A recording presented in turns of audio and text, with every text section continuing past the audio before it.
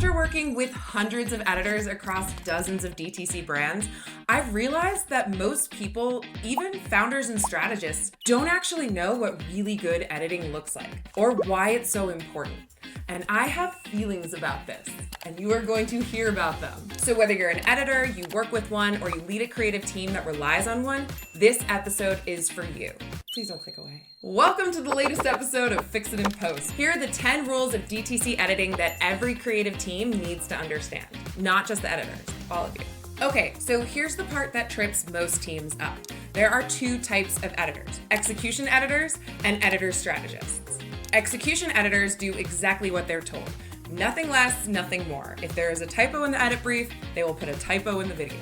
Editor strategists are the GOATs. They think like strategists, they love the data, they really want to win. They want to learn from every ad set so that they have a higher likelihood of winning with the next one. And today I'm going to walk you through how to become one or how to spot one in the wild. Rule number 1, a great editor does not need a great brief. They need a great relationship. I'm not gonna lie to you, most briefs are rushed. They're written with 15 tabs open while giving notes on 5 edits, while slacking, and while looking for a soundbite that was never actually shot. Stuff is missing, there are typos. It's a lot of, please just get started on this, I will finish it later. And I've seen a lot of editors freeze the second something is unclear and waste hours and hours waiting for a strategist to return their message on Slack when they should have just moved ahead and problem solved on their own. In this industry, we don't have time for that. Because the truth is, great ads aren't made by perfect briefs. They're made by strategist editor teams who can still function when a brief is only 70% baked. That's the whole game. It's not perfection, it's partnership. You win when the strategist and editor become like one caffeine-infused mega brain. If the strategist said, go get me that clip with the thing and the stuff, the editor should know exactly what that thing and the stuff clip is, and they shouldn't need a link or a paragraph or a Google Drive treasure map, they should just know it. That's the power of a shared brain. The notes get shorter, the understanding gets deeper, and everything just moves 10 times faster. Basically telepathy. I'm asking you to achieve telepathy. And the crazy thing is that it's actually possible. My favorite editor always says he's fluent in Joanna, and we've achieved that fluency without ever having met in person. You have to put effort into the strategist-editor relationship. That's where the gold is. It's a trust fall, except the trust fall is happening on the edge of a cliff, in a hailstorm, during Black Friday, and there is zero safety net. If you're not in lockstep, your whole ad process is going splat. And now we're on rule number 2, which is you gotta make bad footage work, man. Let's be open and honest about something here. Sometimes you're working with shit footage. Just total shit. Sometimes a creator clearly didn't give a Sometimes a shoot just falls apart. It doesn't matter. You still have to deliver. Capitalism waits for no one. So when footage feels dead, it's up to you, the editor, to find creative ways to revive it. Your best lever to pull is motion. Someone's eyes can't glaze over if stuff's getting flashed in their face, like, ooh, something shiny. So when the footage doesn't give you motion naturally, you have to create it. Punch in, punch out, boomerang it, flip it and reverse it, fake a whip pan, split screen it, green screen it, put a TikTok UI around it. I don't care, just make it interesting. You can use graphics too to build energy, having them pop in and out or highlight or have motion. These are all tools. It's what I like to call polishing a turd. And if you're on my team, you can win yourself a literal golden turd award. I had a sticker made. There's a nomination form. There's a certificate of authenticity. I take this very seriously. If you can perform the alchemical magic of turning dog shit into gold, golf clap. Seriously, awards. And look, you don't have to suffer alone. AI tools are genuinely insane right now. Footage filmed in a dark yellow cave, Premiere's auto color or Resolve's auto balance will fix the lighting. Audio sounds like they recorded in a wind tunnel. Premiere's enhanced speech turns muffled chaos into clarity. Shaky footage that looks like it was shot on a roller coaster. Topaz Video AI will smooth and sharpen it. What if the shot is static and feels like a hostage video? You can use Runway's motion brush to literally add fake motion, like a proof of life. There are endless ways to make bad footage more compelling. You just have to think creatively to make it work. That brings us to rule number 3. Keep up with trends and know your platform. Creative thinking requires a library, but that library has to be up to date, which means that you need to be on social media. You need to be keeping up with trends. You should know what transitions are happening, what trends are going on out there, what stupid dances Mom Talk is doing. These are all part of your job. Platforms are constantly evolving. Pacing, transitions, caption styles, they are always changing. If you're not paying attention, you're making yesterday's ads. And it's not just trends, it's platform literacy. That explainer that's crushing on Meta may look too cheesy and completely out of place on TikTok. What kills on Reels feels slow on Shorts. Or a gorgeous YouTube edit could bomb on TikTok because it's just too polished. Great editors know the difference. They stay plugged in. Now the actionable part. Start by following competitors, top creators, adjacent brands, editors that you admire, or just random accounts that make you go, oh shit, that's really good. That all inspires you. It doesn't need to be like specifically on DTC topics. Then take 10 minutes to save 5 trends, screenshot 3 hooks, bookmark 2 transitions or caption styles, and drop the best ones into a shared channel so that it can inspire others in your team. Do it on the toilet. I don't care. As long as you do it, just 10 minutes will keep you ahead of the game. If you want to go full CIA, you can set up burner accounts on like TikTok and Meta, and that way you can really curate your feed to be specifically about like industry trends that you want to be keeping up with, and not millennials homesteading or dachshunds in matching pajamas. But realistically, like if your team is all doing this, you guys should cover a lot of personas, and you probably don't need to have a burner account. Rule number 4, front load your best assets.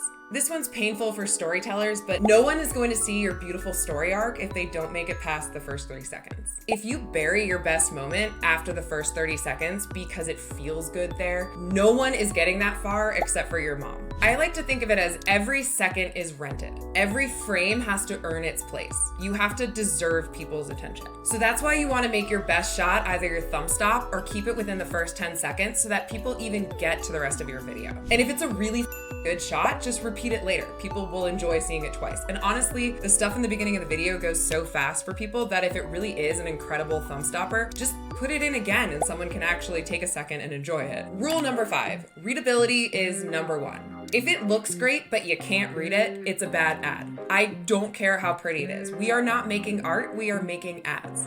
You can't convert when people can't comprehend. So you're gonna wanna keep your text near the product, not like floating out in the void. Use contrast, spacing, and hierarchy. Don't make people squint. You are giving them the path to what they should be absorbing. And for the love of God, don't make people have to like scan the whole screen trying desperately to find the copy and the messaging. They don't care enough to go find it. They'll just keep scrolling. If your text lives on the bottom, fine. You can sometimes sneak a few lines in the middle. If your text lives on the top, again, same thing. You can sometimes get some text in the middle. But top and bottom, no, the audience did not see the message. You can never ask the viewer to work. Keep it in one zone so that the brain can process the message and the product instantly. When it's easy to read, it's easy to sell. Rule number 6, music is vital. Music can make or break your edit. The right track can add energy and really resuscitate like a blah UGC, but the wrong can make a video really awkward and really off-brand. Especially if you're in an agency, if you're sending a video and like the content of the video is really great, but the music is really off-brand, that really pisses off clients, and that is like their first signal that you don't understand their brand. So you have to be very, very careful. Music has a tone, a personality, a vibe, and the track needs to match the identity of the product on screen and help really elicit the emotion you are trying to get out of the customer watching said video. If you want to inspire confidence, go clean, modern, minimal. Light percussion, subtle build, nothing trying too hard. Or if you want like innovation, go unexpected. A little glitch, some weird texture, an offbeat rhythm that really makes people lean in. Brand voice isn't only in the visuals, the music tells the story too. This is why a Bird Dogs ad shouldn't sound like Liquid Death, and Grooms shouldn't sound like FabFitFun.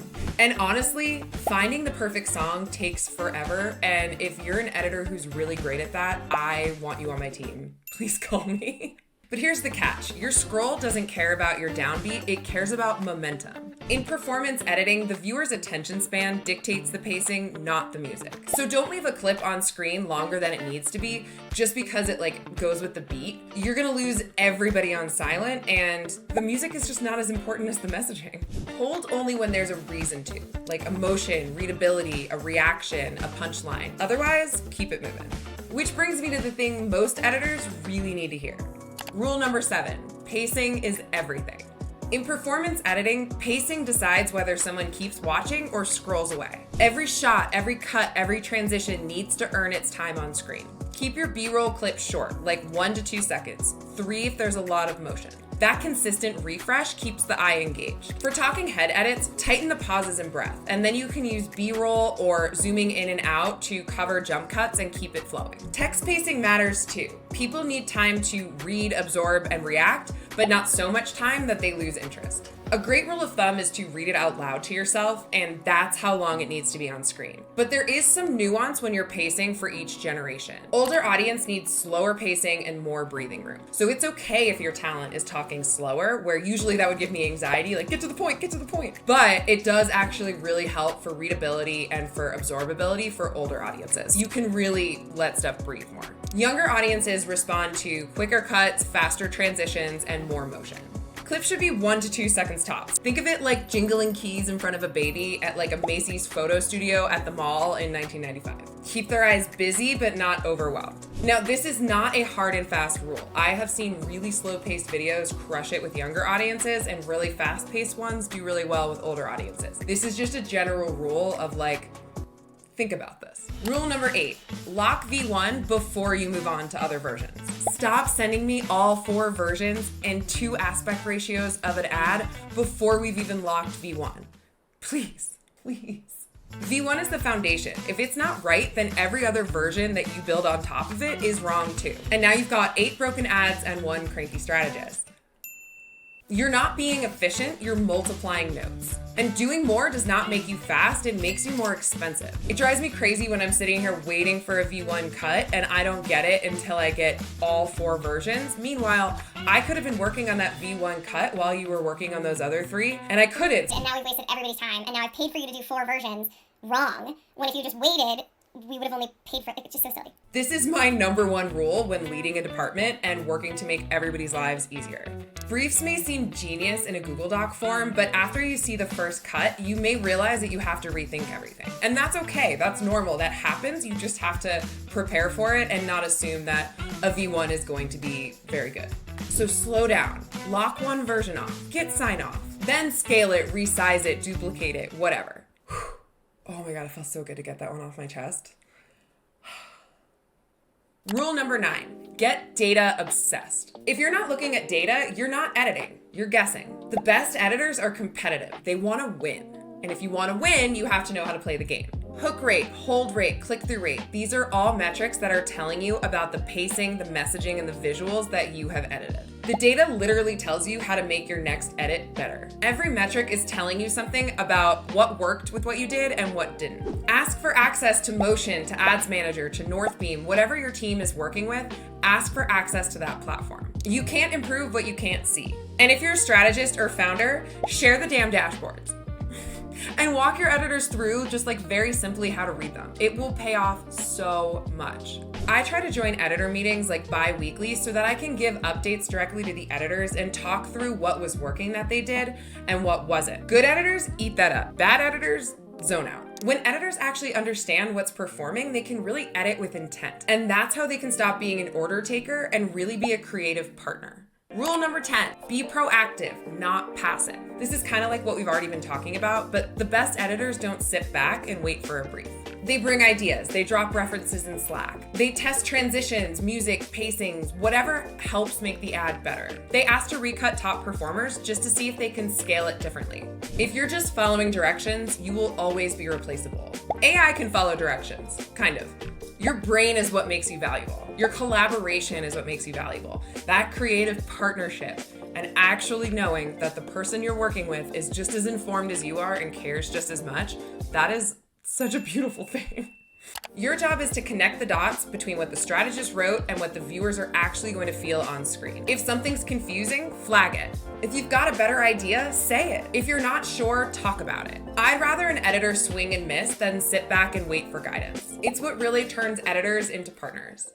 And so those are the 10 commandments of DR editing. Great editing isn't luck. It's decisions stacked on a keyboard covered in crumbs. But honestly, a big thing that holds editors back isn't skill, it's how they're treated. Too many companies treat editors like an afterthought, like a second-class citizen, like a guy behind the curtain, and they don't know what they do, and they don't care, and they don't really want to pay for it. The strategist is the front man. They get all the praise and all the criticism. Meanwhile, the editor is actually the one shaping how everything is going to be seen on screen. So managers, give your editors a moment to shine. Invite them to meetings, let them present, let them explain their ideas. You will be shocked at how much ownership and creativity you get back. And editors, if you want to grow in this business, don't be a wallflower. I know a lot of you are introverts, that's why you like editing. You gotta come out of your shell because people need to know how great you are, and you have to be vocal and advertise yourself. Use your DTC marketing skill sets to market yourself to your management, to your team if you want to move up. Make yourself known. Be loud about what you bring to the table. I know how skilled editors are. There's so much that is not being utilized in your skill set, and it breaks my heart. So please be vocal. Tell me what you're good at. I will put it to good use. And if you pull off the impossible, if you take garbage footage and turn it into gold, you too may earn a Golden Turd Award. It even comes with a certificate of authenticity. See, that joke was great, but only 0.05 of you are still here. That's why I also placed it earlier, because of data. So if this video was fun, informative, helpful, or just on in the background, please subscribe and like and tell your friends, and I will see you next time.